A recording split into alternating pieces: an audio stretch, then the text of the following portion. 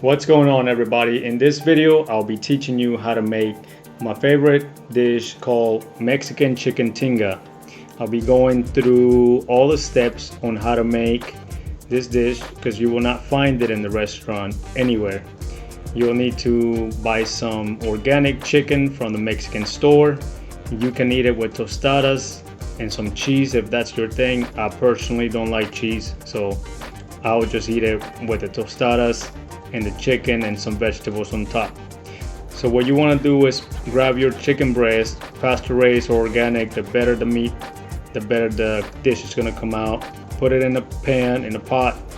You want to cover it with water like you see here, and you're going to boil it at low heat for about 30 to 45 minutes so that it's not so hard when you are shredding the chicken.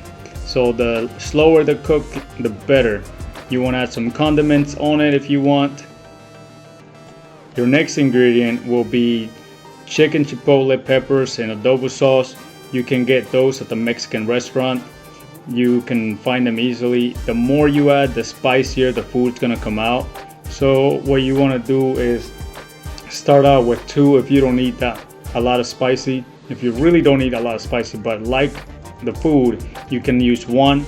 Your food will come out a little bit lighter in color, but it'll still be good. Or you can add salt to reduce the heat. Also, while your chicken is boiling, you want to add some condiments such as cumin, oregano, or your favorite Italian seasoning. You will be using the broth you get from it to blend the chipotle peppers in a blender. Then you want to get 3 to 6 onions. You're gonna peel the onion, the first layer. I like to do 6 onions with 3 cans of chipotle peppers and 6 chicken breasts. So if it makes it easier to remember, 3, 6, and 6. You will have 6 onions, 6 chicken breasts, and 3 cans of chipotle peppers.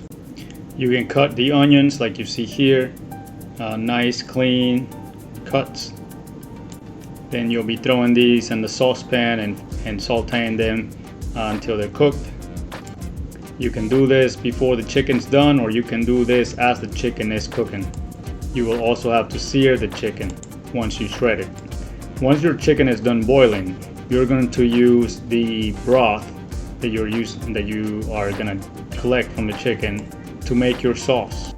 Be careful not to burn yourself as you're shredding the chicken. You can use forks to shred it, or if you have a shredder, you can use that. Allow it to cool down a little bit before you start. And while your chicken is finishing boiling, you're going to take your peppers that you bought. You're going to place them in the blender. You can add salt, pepper.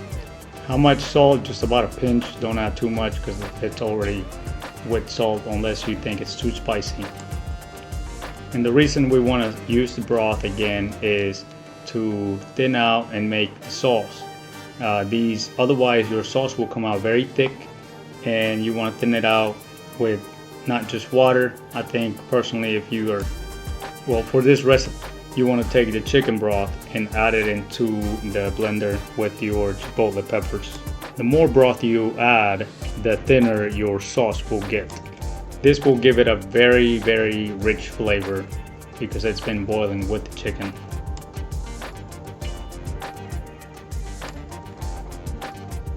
And this is the chicken. It's boiling now. Simply added what I usually do, what I like to add. And these are the onions, which are cooking at low heat.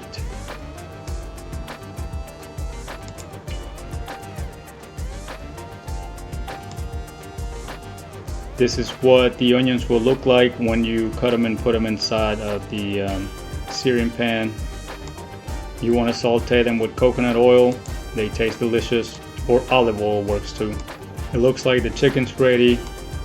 What I'm gonna do is lower the level of heat and allow it to start cooling down before I'm ready to drain the broth and shred it. Bring it down to about simmer low heat. And now the sauce is almost ready. So I'm just gonna take broth and pour it on there and blend it one more time. As I said, when the chicken's finished, you wanna let it cool down. You can use a fork to start shredding it. You see how easy it just comes off. It just shreds on its own. If you wanna wait till the chicken cools completely, that's fine. It's just gonna take a little longer because you'll have to use your fingers. As the chicken cools down, it's not as easy for it to shred and come off like it is now. Like, you'll still be able to shred it, but it'll shred into larger pieces. You're gonna do this motion and you're gonna finish shredding the chicken until you do every piece, and then your final product will look like this. And now the chicken is completely shredded and the onion looks about ready, looks pretty good. And what I'm gonna do now is pour some of this broth in the sauce. Then I'm gonna mix the chicken with the onion and the pan. If you have a big pan, that's great, otherwise do what you can. What you wanna do here is set your temperature to medium heat, and you wanna let it cook and want to let it sear until it's a nice golden color on the chicken. Then you want to set it back to a simmer setting. After that, I will be applying all of this sauce, pouring all of this sauce on my chicken. Once I'm done with that, I'm going to take this sauce, add it on the chicken and mix it well. Increase the temperature to medium heat on your stove and allow it to cook for a few minutes until it's boiling. You can always add more chicken broth to the sauce if it's too thick. You're gonna stir it. You can add some more chicken broth if it's but it'll be too light. As I said earlier, you're gonna let it sit here for about another 15 minutes and come back and check on it.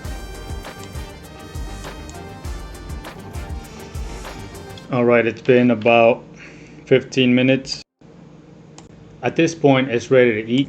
Just allow it to cool down. Get some Mexican tostadas. This is a dish that goes great with tostadas on its own, on some tacos, or some bread. I've had them all. It tastes delicious. I hope you enjoy this tutorial and try it out. This is dedicated to my friends and coworkers who ask me how to make chicken tinga, Eric style.